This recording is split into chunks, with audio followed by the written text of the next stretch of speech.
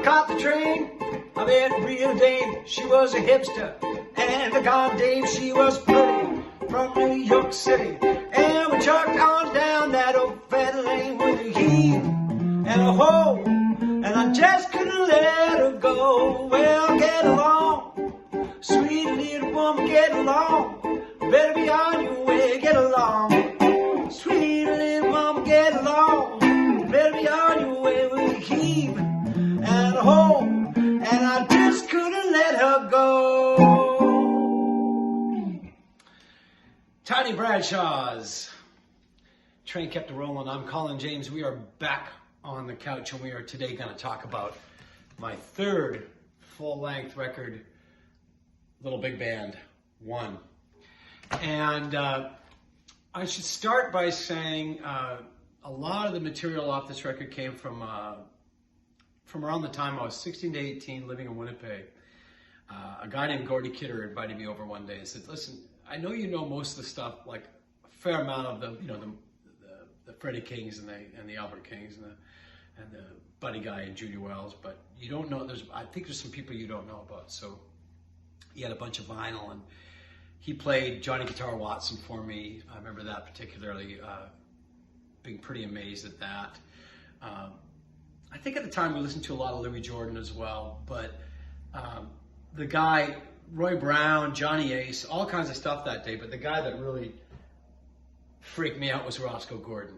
The songs were so funny and had such character, and I just kind of became a big fan. And so that's the kernel of this record. In the meantime, life went on. I kept on moving around. I ended up in Vancouver.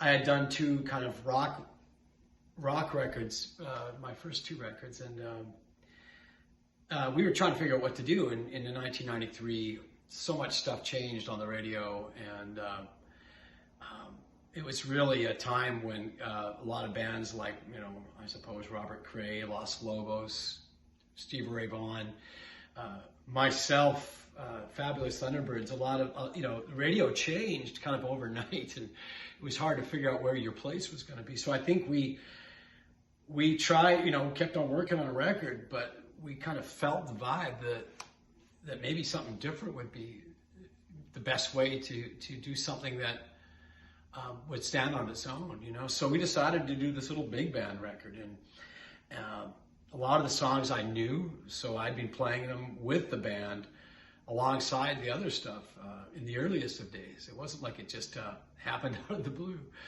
I used to play a song called Mighty Mighty Man by Roy Brown in my main sets all in the early days, but we never recorded it, Anyway, here was a chance.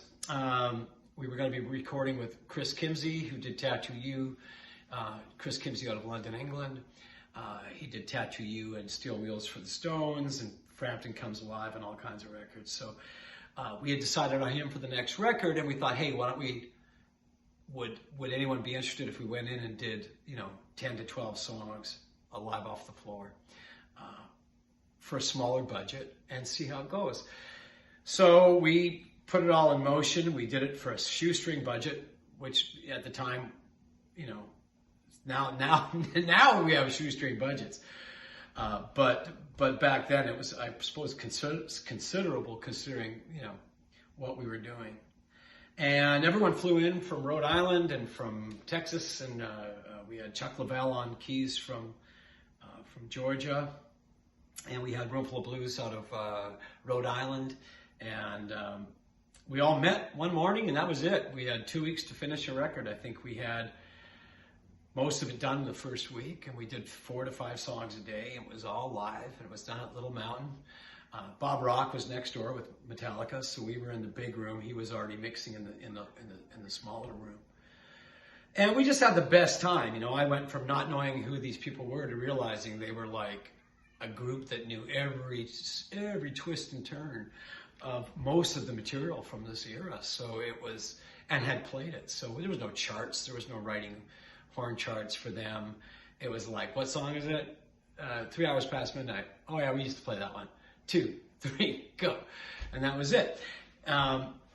Anyway, the record was a hell of a lot of fun, and at first when it came out, it was really met with skepticism. And I remember wondering if I'd done the right thing, and a few harsh reviews had come out. What is he doing? And then it started kind of showing a bit of life, and not soon after we had, sold a fair amount of records, and we had never even actually played together yet. So the first time we played together, apart from making the record, was at the Much Music Live show we did. And you can see this online. I think it's online. Well, I know it's on YouTube. And we had to all fly to Toronto, and we had an afternoon to rehearse, and we did the show that night. So it was really tense, and there was a lot of material to have, especially in a live setting. Anyway, we had a great time. So if you have a chance, give that a watch if you would, because that's the original band. The Room Full of Blues guys are just fantastic, and sadly, a couple of them have passed. Carl Kerforth was kind of the band leader in a way on trombone, and we have Bob Enos on trumpet. They're both not with us anymore. I think everyone else is. Richie Latai and Doug James plays with Jimmy Vaughn, and anyway, we ended up touring a fair amount with that band, and we played the Commonwealth Games in Victoria to a massive crowd. Opened up for the Stones with that band on 3 shows, and ended up on Conan O'Brien. And I remember being really happy with that, because we had a decent performance, because those shows can be so nerve-wracking, Anyway, there you go. Little Big Band ended up doing better than anyone expected, and I guess the lesson with the Little Big Band was,